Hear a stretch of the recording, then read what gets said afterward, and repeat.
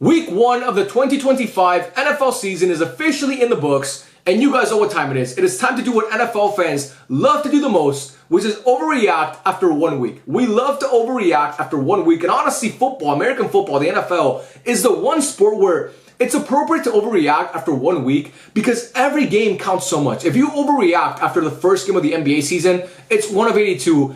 Everybody's going to think you're just being reactionary and a moron. In the NFL, there's only 17 of these, man. They're so precious. So one game, they're all so important. So again, this is the one sport where overreacting is kind of like, it's normal. It's okay to do. So today we're going to be overreacting to week 1 in the NFL, 5 overreactions. You guys let me know what you agree or disagree with in the comment section. I'm going to be doing this after every single week in the NFL. So hopefully you guys are excited for that. Also, I'm going to be doing picks before every single week, just giving you guys my picks on who I think is going to win in week 2, week 3, week 4, so on and so on. Not gambling advice, by the way. I'm just picking the games. I'm not a gambling guy here. Okay, I do gamble myself, but I'm not giving you guys gambling picks. I'm not saying, oh, I'm going against this. No, I'm just giving you guys who I think is going to win and why. Just analyze the game. So a lot of content coming on this channel now that the NFL is back, and obviously when the NBA starts up again, which I cannot wait for, we'll have more content about that as well. But yeah, 5 reactions from the NFL in week 1. Let's get into it. Number 1 is the Dolphins are really bad. If you're not aware, if you're new to this channel, I am a Miami Dolphins fan, unfortunately. This franchise, man. It's the one franchise that I support, apart from my national team in soccer. But anyway, so that's the point. That I've never, I can't celebrate anything, bro. And look, I thought the Dolphins coming into the year had the potential to finish 4th in the AFC East. I really did. Now, I mean, the Patriots didn't look great against the Raiders. I'm not going to lie, they lost that game. The Jets lost against the Steelers, but Aaron Glenn and that team looked really good. I mean, Justin Fields looked great, in my opinion. So, I mean, my point is, bro, we're going to finish 4th. The Colts, bro, the fucking Colts, man. That's the one team I actually thought we had a chance of beating is the Colts. And I'm looking at Tua, even though he's not getting, in this picture, he's getting rushed. He was barely getting, the offensive line actually held up pretty well. He was sailing throws. He was not in sync with Tyreek Hill. The front 7 couldn't get to Daniel Jones at all. Our secondary fucking sucks. Mike McDaniel's one of the worst coaches in the league. This team is so hard to watch, man. It was so rough to watch that game. I'm watching Daniel Jones score on every single drive he had the football. I'm watching Daniel Jones look like 07 Tom Brady. I'm watching the Colts look like the 2013 Broncos on offense. I'm watching Tua sell throws over people's heads. He's missing wide open guys. It's just, what are we doing here, man? Chris Greer, you're a fucking idiot, bro. You have no idea how to build a roster. You're ruining this franchise more than it already is, by the way. It's so frustrating to watch the Dolphins, man. It's honestly so bad because we should be better than this, man. It's the Colts. Again, it's not like the Colts, I watched this whole game. The Colts were not putting pressure on Tua. Tua actually had time to throw. That first pick that he threw was absolutely terrible, man. That is not a pick you can make as an NFL quarterback. I watched this guy in the national championship come off the bench for Alabama and throw a fucking rocket to Devontae Smith to win that game against Georgia. I remember that game. In Georgia. It was played in Atlanta at the Falcons Stadium. And now I'm seeing, dude, this guy can't complete a pass 20 yards on the field. What the hell happened to Tua, bro? I've never been a big believer in Tua, but man, it's looking really rough for him. I hope we can bounce back, but this is a terrible loss. The Colts, bro, really, they were one of the worst teams in the league. I don't believe in Daniel Jones. I think the Dolphins are that bad. I don't believe Daniel Jones is good. I don't think Daniel Jones is a good quarterback. I think we made him look good. We made Daniel Jones look good. That should tell you how bad the Dolphins are, man. I'm really. This is not even an overreaction. Call me this. I'm pissed about the Dolphins, bro. Honestly, I am.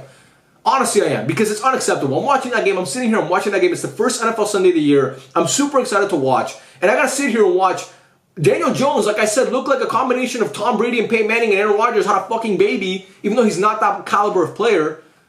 Like I said, our front 7 couldn't do anything. It's not all Tua's fault, by the way. Just the whole team just played so bad.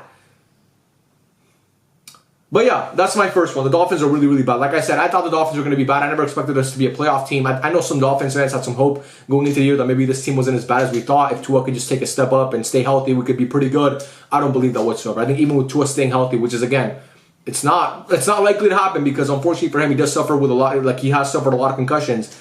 Even with him healthy, I just don't think this. I think Mike McDaniel should get the boot by Thanksgiving, honestly, because he should have gotten the boot last year.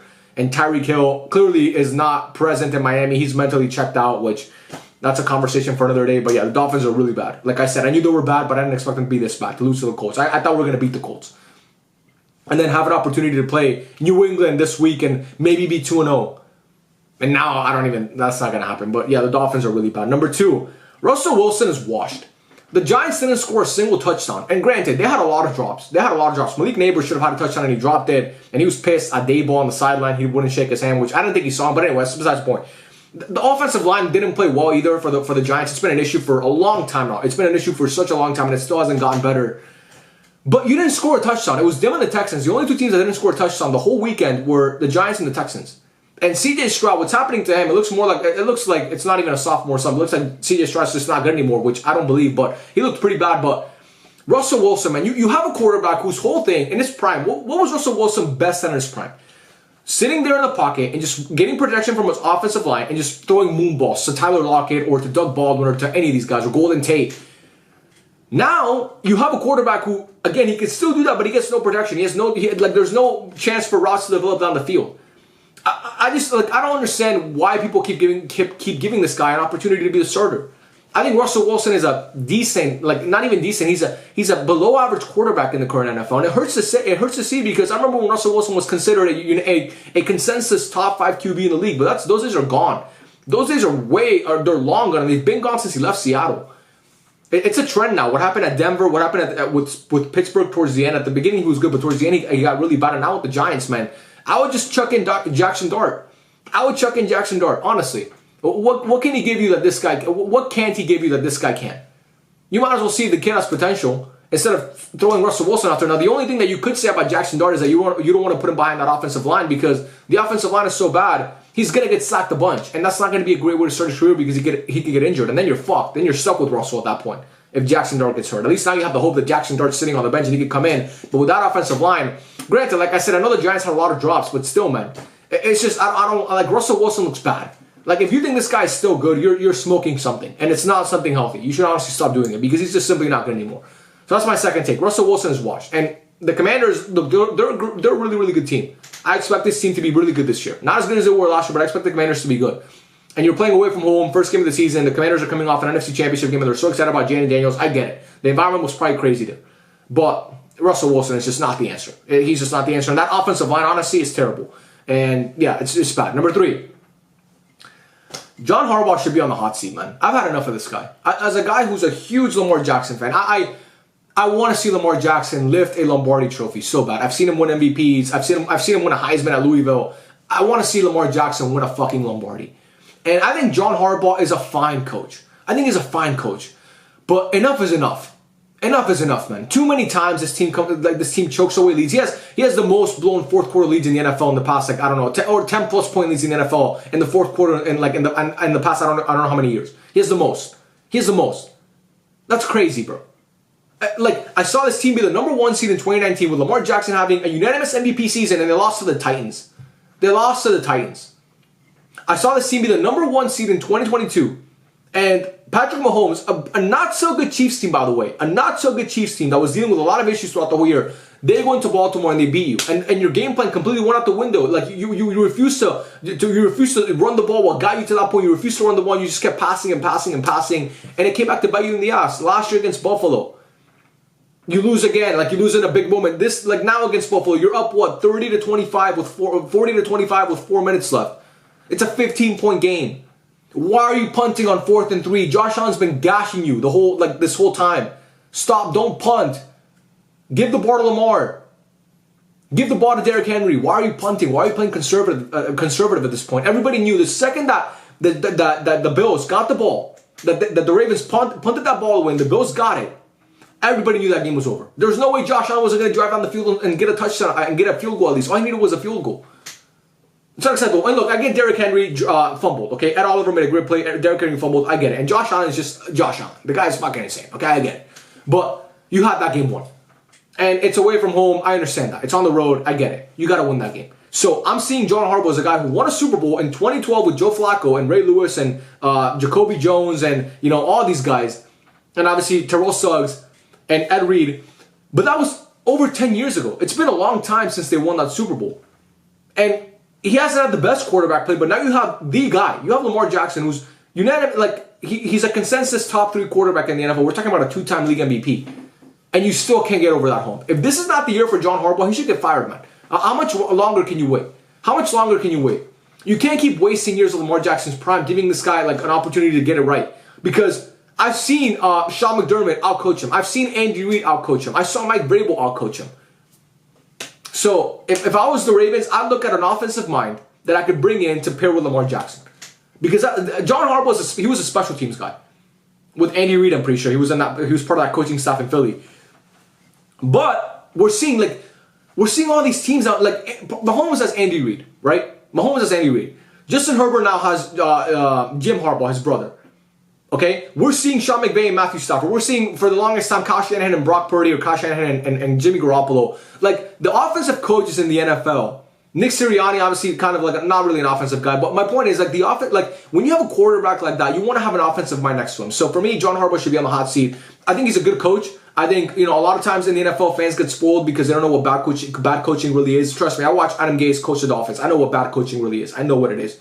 And John Harbaugh is not a bad coach, but he should be on the hot seat because you have a guy in his prime who's there, man. Lamar Jackson he's so good. And if you can't win a Super Bowl with him, if you can't get over the hump, if you can't beat the Bills after being up by 15 in the fourth quarter with 4 minutes left, and you're punting on 4th and 3 when you have Lamar Jackson and Derrick Henry in your backfield who have not been stopped all game, that's on you. That's on the coach. So that's my number 3. John Harbaugh should be on the hot seat. Number 4, Aaron Rodgers showed us he's not washed. Now, full disclosure, I am a huge Aaron Rodgers fan. I love Aaron Rodgers. To me, he's the most talented quarterback that I've ever seen with my own 2 eyes.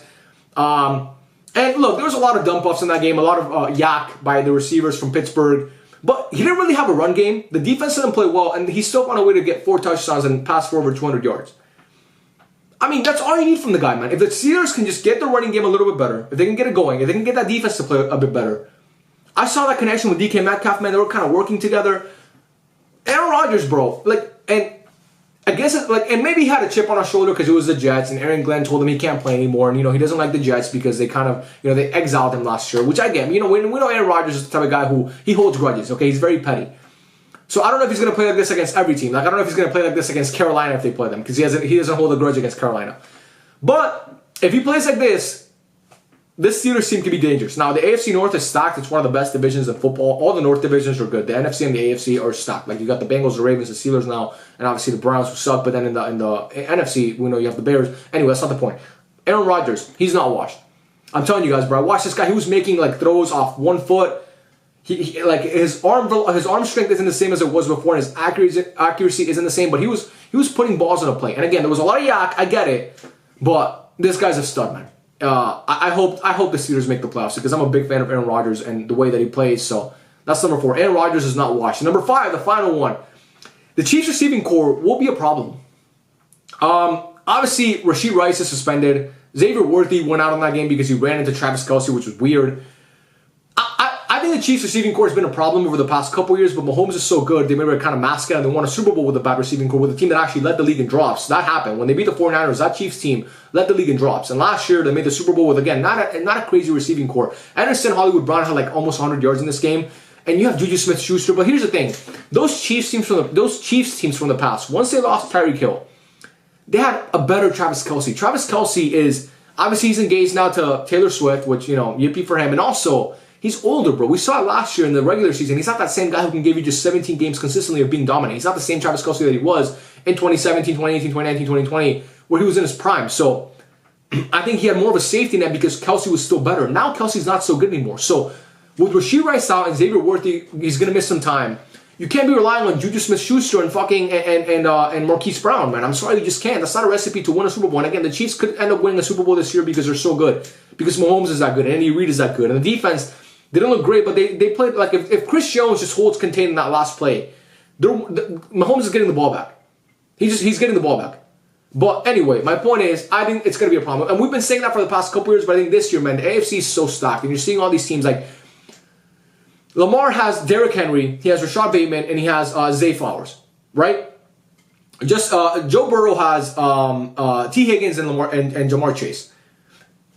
I mean, yeah, Josh Allen has Keon Coleman and a couple other good pieces, nothing crazy, but still, Keon Coleman is probably better than any receiver the Chiefs have. Justin Herbert has Ladd McConkey, now he has Keenan Allen, who we saw actually play fairly well. My point is, these AFC teams, man, they got good receiving cores. So I think the Chiefs are still falling behind in that department, but we'll see. But yeah, those are my 5 overreactions to week 1. A lot of things that we can overreact to. Again, some of these might come back to bite me in the ass, and I might look like an idiot just in week 2 because the NFL changes that quick, but we'll see. But yeah, man, let me know your thoughts in the comment section down below. I love every single one of you guys, and I'll catch you on the next video. Peace out.